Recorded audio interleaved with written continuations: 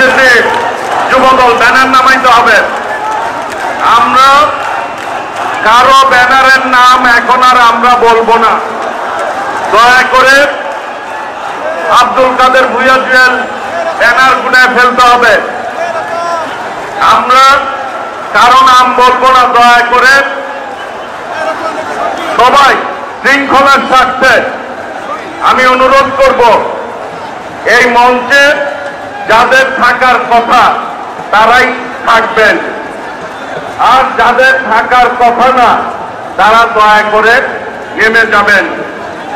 শৃঙ্খলার স্বার্থে আজকের এই সমাবেশে সফল করার জন্য সকলের সার্বিক সহযোগিতা কামনা করছি।